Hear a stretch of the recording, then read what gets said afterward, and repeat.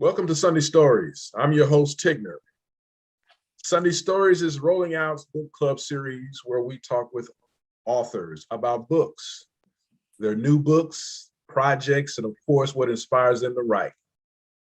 Today, joining me on Sunday Stories is a professional speaker, author by the name of Dr. Pamela Gurley.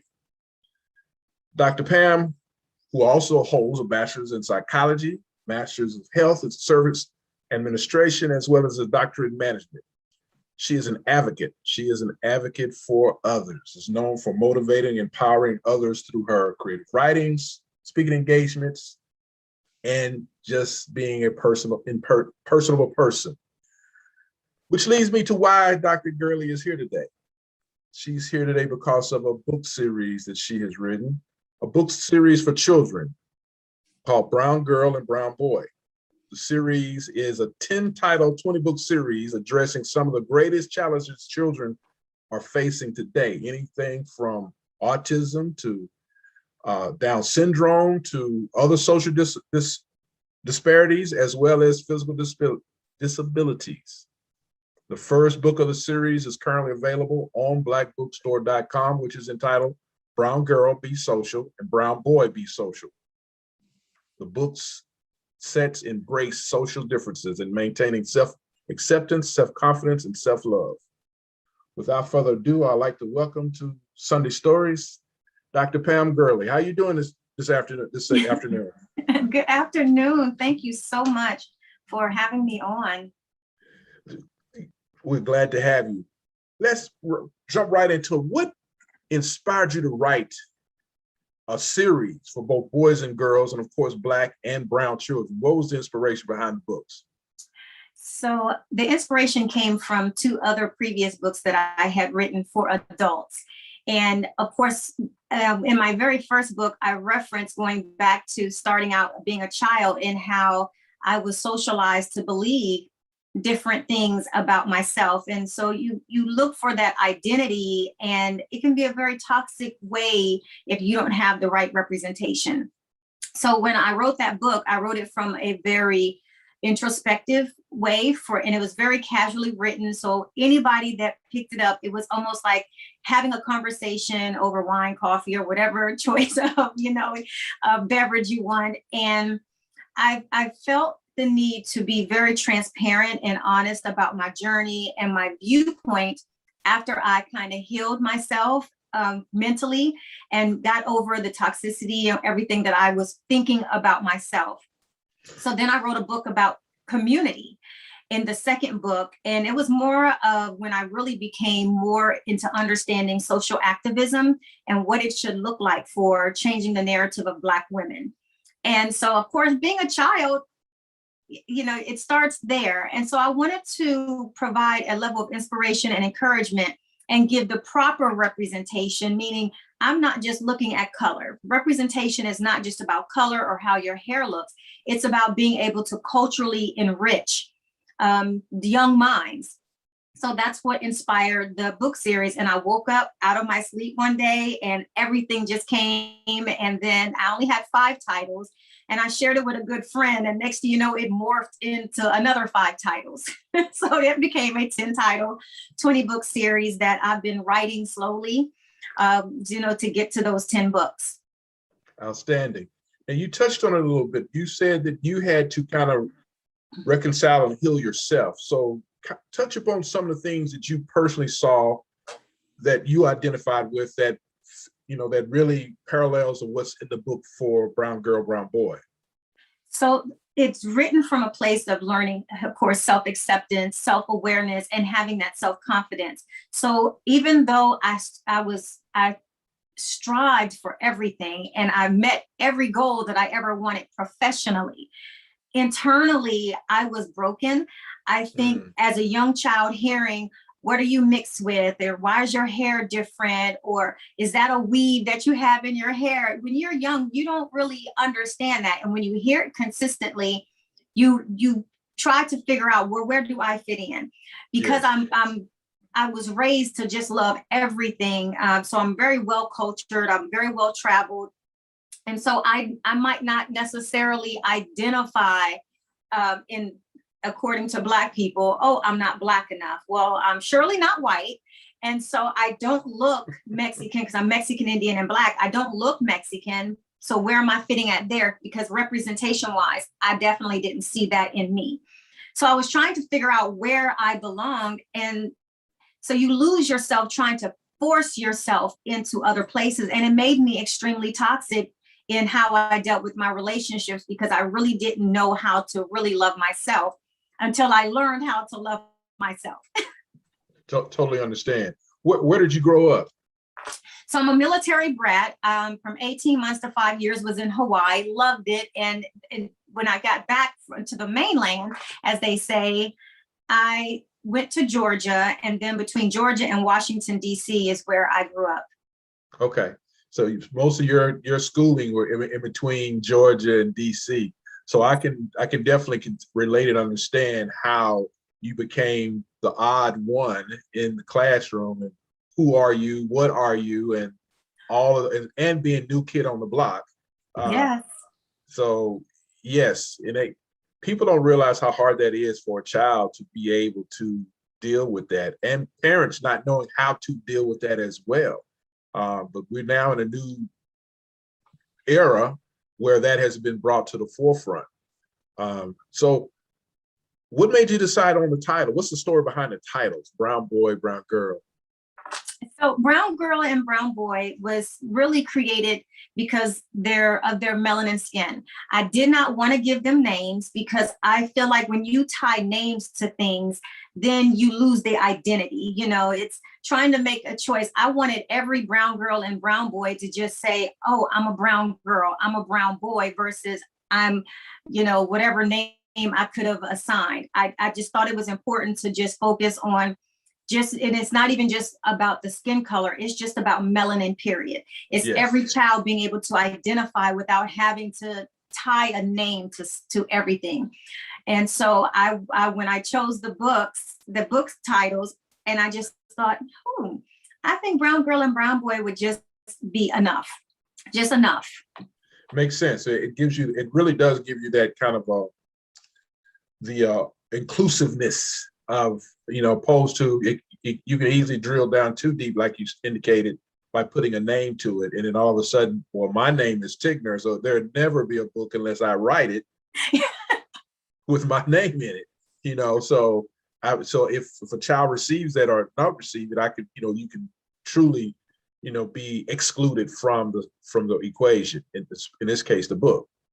That's correct. And I also think when you tie names to things, you automatically can box stuff in because, Yes. And especially as a young child, it's so easy for a young child to recognize I'm a brown boy, I'm a brown girl. But then it also goes back to educational colors. My books are extremely colorful.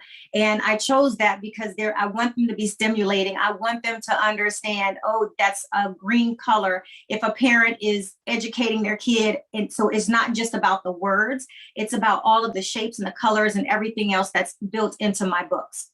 Kind of. What is your perfect? What's your age? What's the demographic your reader?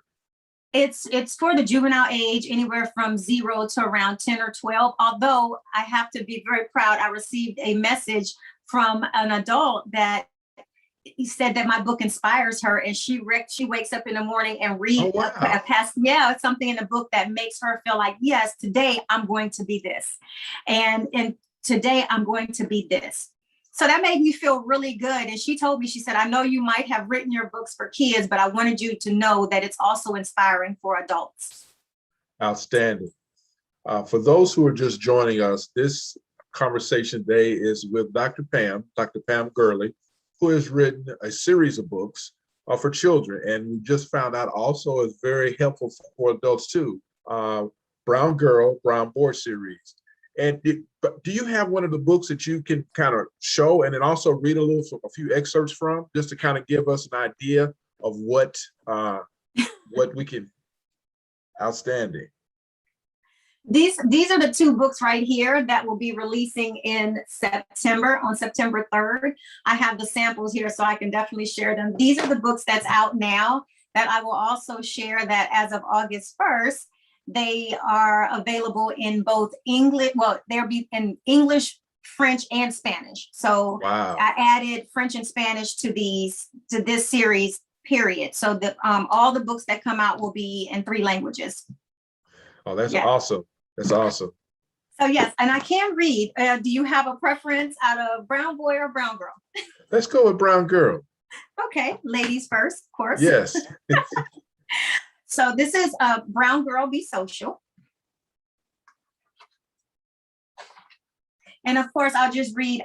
So it's normally a lot of my books I would dedicate to my family. Of course, my mom, who was a huge inspiration to me. These books I dedicated to any and every child that, receives a book or gets a book. And then, so it just says, may your smile and glow light up the world like the sun. And then I sign my name. So I wanted them to have their wow. own. So each book is like an autographed copy. Yes. That's awesome. Yes. So Brown Girl Be Social. When you wake up in the morning, brown girl, be excited. It's a new day to play. When you do your hair, brown girl, be bold. Dare to let your curls twist, turn, bend, and bounce.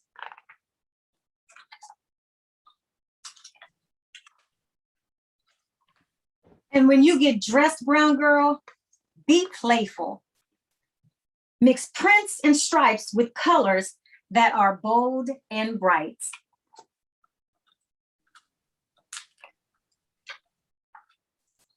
And when you look in the mirror, brown girl, be confident.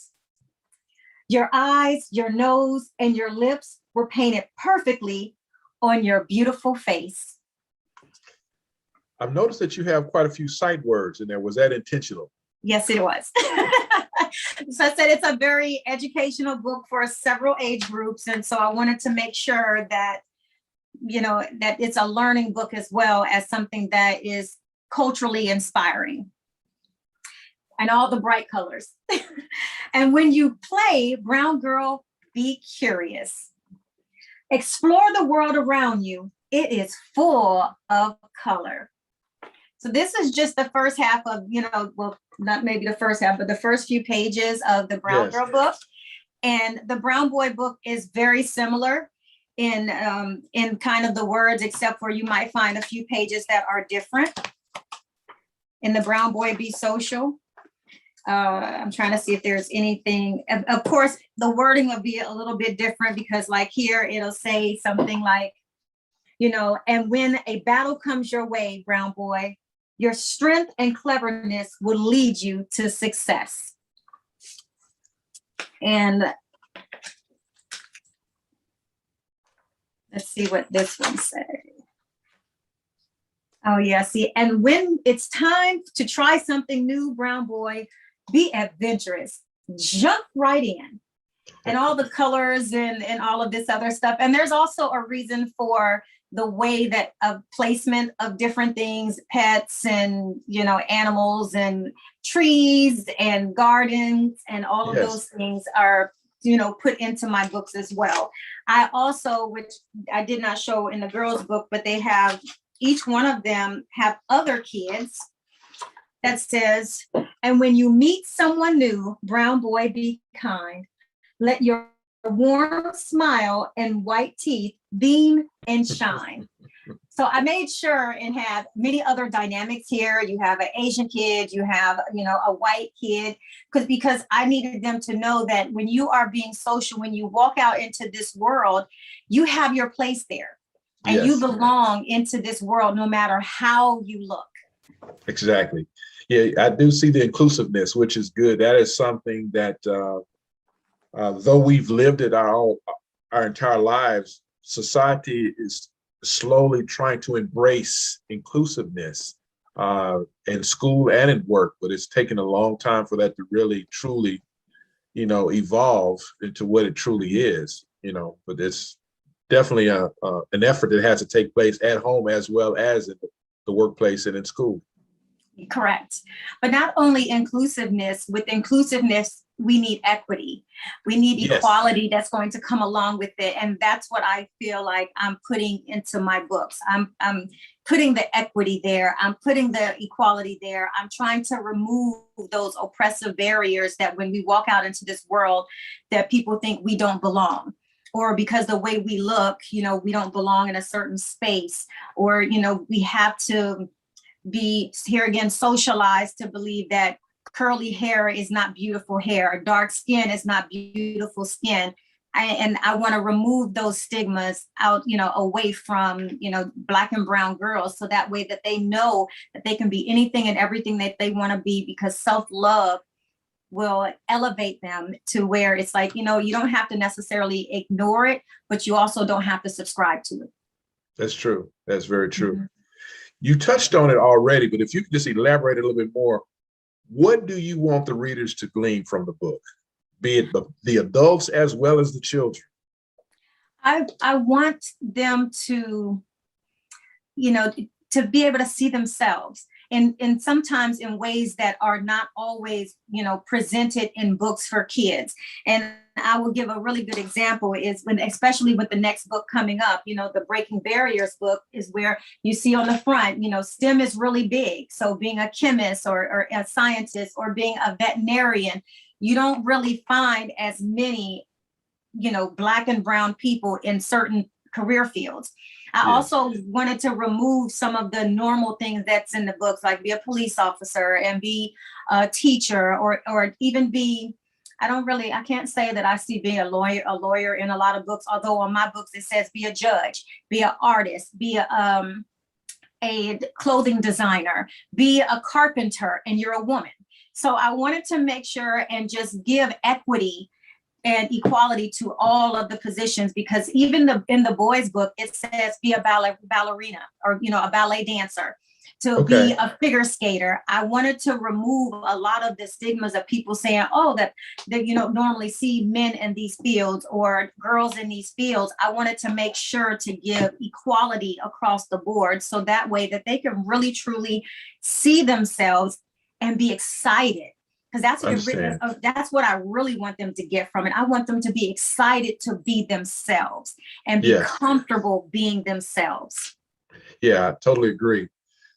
Do you foresee getting the books in schools, either K-5 or at least you know, through daycare centers and things of that nature?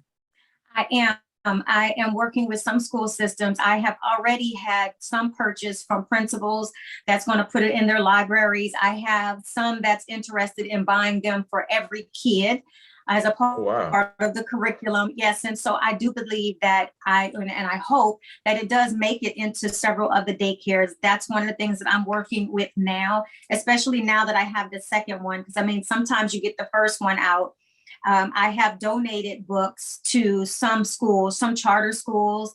And so that's my goal, is to have other people as well donate these books to be placed in other places that might not be able to afford it. I mean, we already know school systems, you know, they struggle as it is. Struggling with cash. Yes, we're struggling with their funding, and a lot of funding has been cut, including for books. And so I am relying on the community to take care of those schools, to make sure that these kids either have it at home or they can have it in hand at school. Understood. Those school districts are they relatively diverse, or they so far have been pretty diverse as far as the type of school districts or school systems that the books have been put in? They have been very diverse, and I like that they have been very diverse. A lot of them might have black or brown principals, and but I always feel like no matter what, I'm loving that there are both, there's Asian, there's white, there's other people who are making sure that these books are included in the school systems. And white. I had a white friend of mine who is a librarian, and she made sure that it was put into the library. Oh, that's awesome. So like for a school library or public library, or a public library. Oh, that's great. Yeah, that's definitely a good start. Yes. So what was the when writing this book, what would you say was the your favorite thing about writing? Oh my gosh. Being able to, I guess, find the right words that's going to cater to kids. I'm a grad school professor. So me developing curriculum is really different and very challenging when you are working with kids. So my background was psychology, and I really focused on developmental psychology for kids. So for me, it was, understanding where they came from, but also using my experience as a child as I wrote. But just knowing that when I even read what I've written after it's done, I'm like, oh my gosh, I'm inspiring myself. Because sometimes I go into a zone and I'm writing, and then I go back and I'm like, wow, okay, I've done that with several of my books because I'm writing so much. I am a technical writer by trade, so there's not a time when I'm literally not writing, whether it's for myself or other companies or media or whatever. So I'm writing so much that sometimes you get into a writing zone and then you shove it to the side, and then you're writing something else and you're shoving it to the side and you're writing something else. So when you're going back and you're looking, the words resonate differently off the page. Yes. So the writing process, I will say that the illustration part of it, hard, because you're in your mind, you're having to put, here's what I want it to look like. Here's what I want them to wear. Here's where I want their hair to be. Here's what I want in the background. It needs to be this color. And working with a really great illustrator helps bring that, your vision, to life. Understood. So after writing the first part of the series and the continuum of it, what has surprised you the most about the entire writing? That I can do this.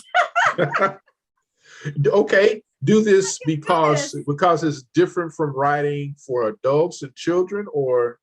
It is. It's very different writing for children because there's so many things and dynamics at play. One, you are having to make sure that they're sight words, that when you're choosing the colors and the placements of things, and just making sure that you build the language that's mature enough for us, one demographic, but also educational for the other. You know what I'm saying? So I would say it's making language premature and then making language for a little bit older, because like you say, choosing sight words and making sure. So sometimes what I have done is I've written it as if I'm talking to an adult, and then I have to go to a thesaurus to kind of segue down to bring the language down a little bit. But that's not a bad thing. But I also want to inspire parents to allow their children to grow their vocabulary. True. And so you want to make sure that it's not too premature, but they can also, it's something that they can learn, because of course we look at the times now, the access to the internet is teaching our kids a lot more and bigger words. So I wanted to make sure to not only include those sight words, but include words that's going to empower and going to enrich. And it should be, this is what this word means. And because this is what you are. Yes. There should be some power in placements of certain words. Understood. Now you mentioned it earlier, but since the first two books have been out, you've gotten some response from readers. What other type of responses have you heard, be it from children or parents, about the book? I am hearing really great things about the book. I was online because I'm getting ready to release it in 2 other languages. So I was online getting the links and stuff. And then I'm seeing comments of how great these books are, written in, I guess, feedback from the books. I'm also getting videos and pictures of kids holding their books, cool. Big smiles, or even reading the books. And it makes me feel super good on the inside when I do my red carpet events and I'm out there and the kids are just glued to the pages and the words is coming out. And even more so when they are excited about getting these books and from their parents purchasing them and me signing them. Their faces make me extremely proud to have been able to provide something for them where they can see themselves. Oh, that's awesome. Share, since you mentioned it, share your social media handles where people can follow you, you as well as the books. Uh-oh, did I lose you? Oh no. I think you dropped off for a minute. I did drop. Yeah, we dropped. We'll thank God for editing. I can always edit this part in. Tell us, tell me give the audience your social media handles for so they can follow you personally as well as for your for the book. Okay, so all of my social media can be found on every platform at IAMDRPGURLEY. I am Dr. P. Gurley.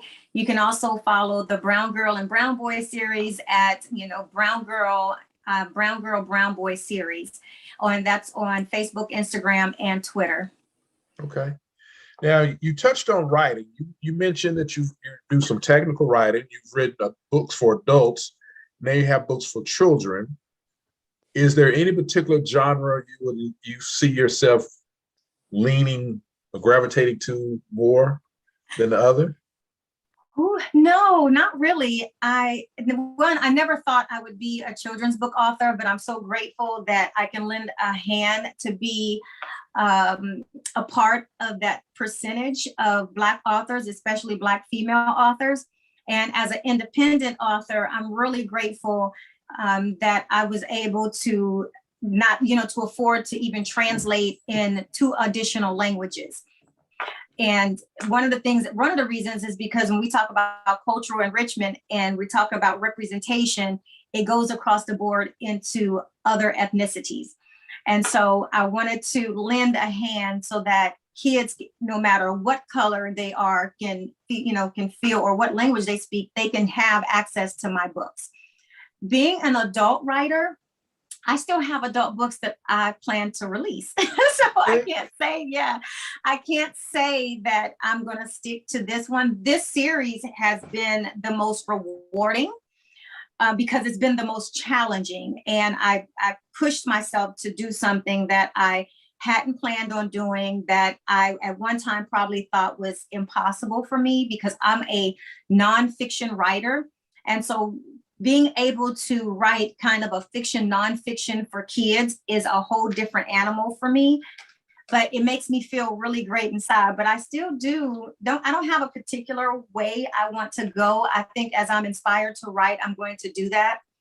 I have 2 more books that's for adults that I plan to release, either the end of this year or early part of next year.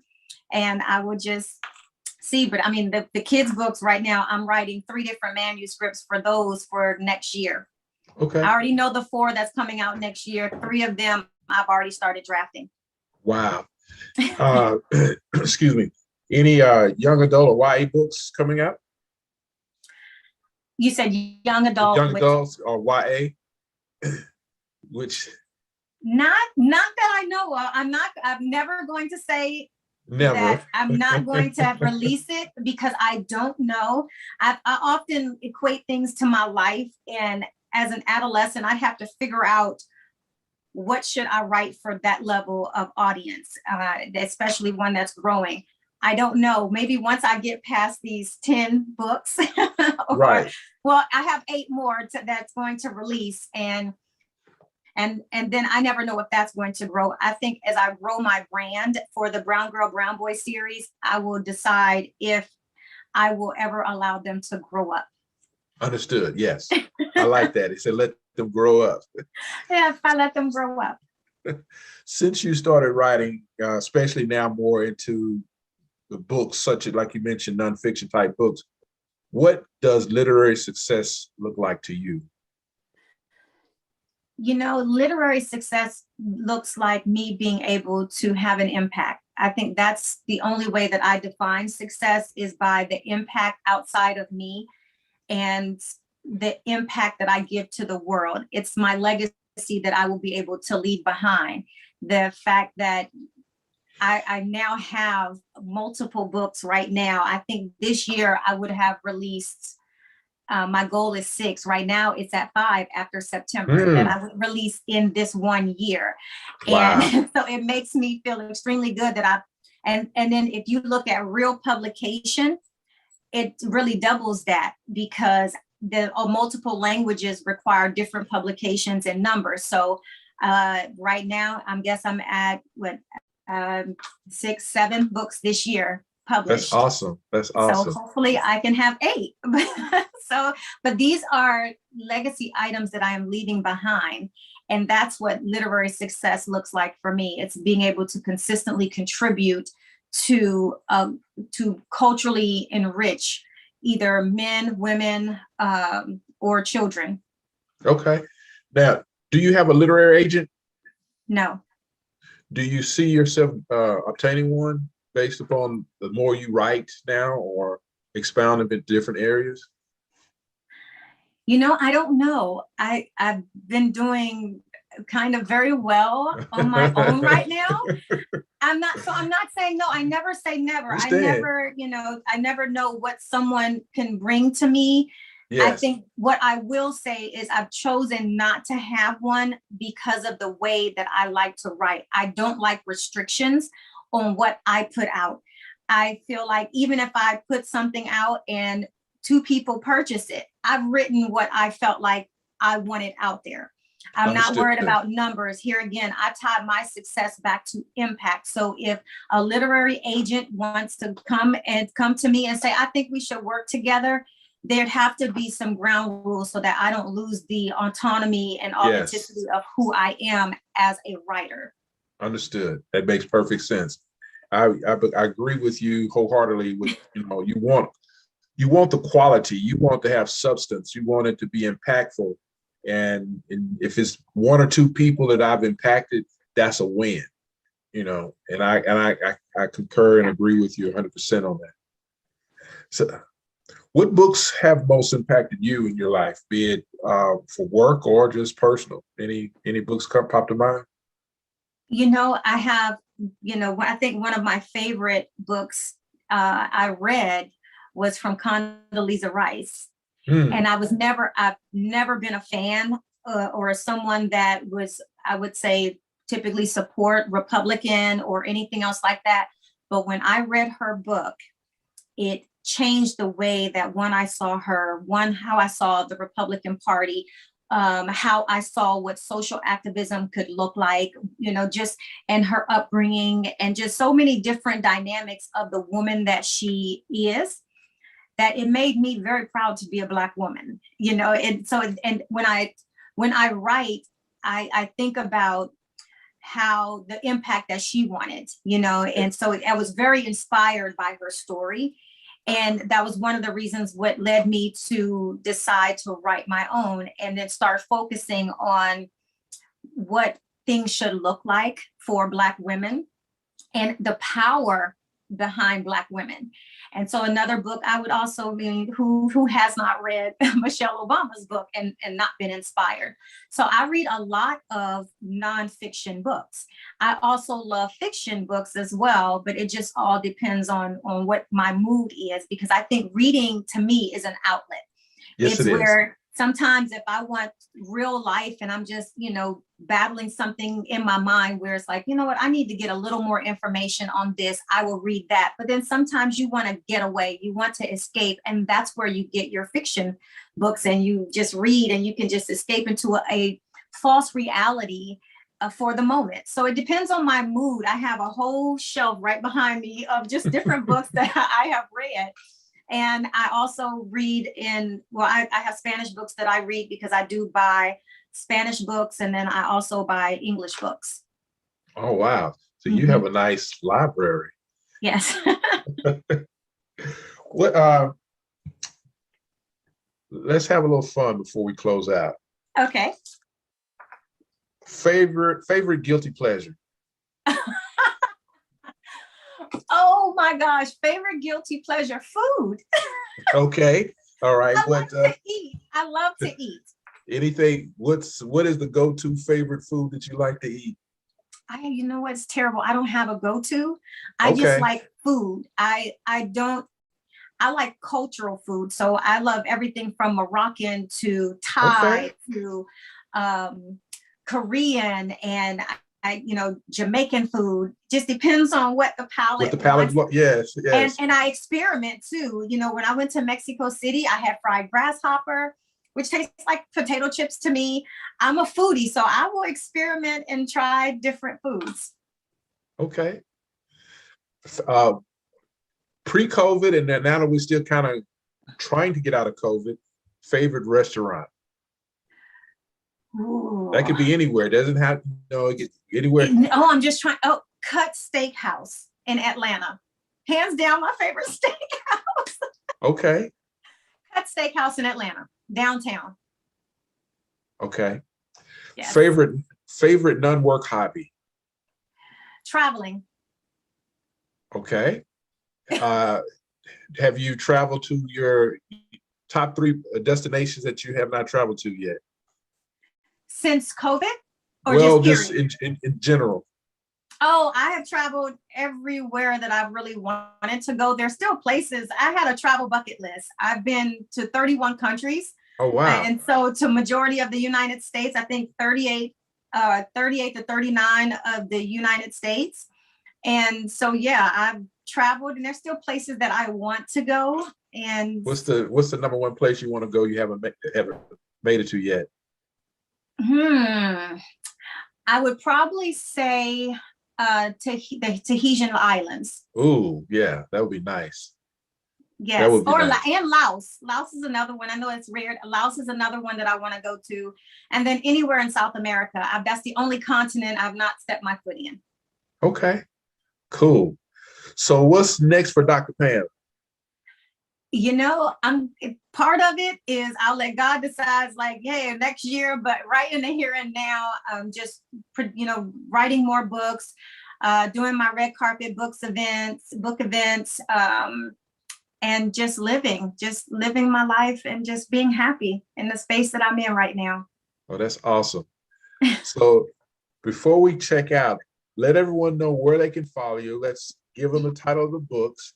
And of course, two books that are out now are Brown Boy, Brown Girl, Let's Be Social. They're available at blackbookstore.com. And you can also share your website, social media, and how they can get in contact with you. Okay, so my website is www.iamdrpgurley. If you go to there, I have a bookstore of all of my books, and all you have to do is click the link and it'll take you where you can purchase them. I also have a storefront, which is www.unapologeticbydrg.com. My books are also on there. I will also say that if you want a set of any of the books that I will be producing, the only way you can buy the set and get like 20% off is by going to my storefront, which is the unapologeticbydrg.com.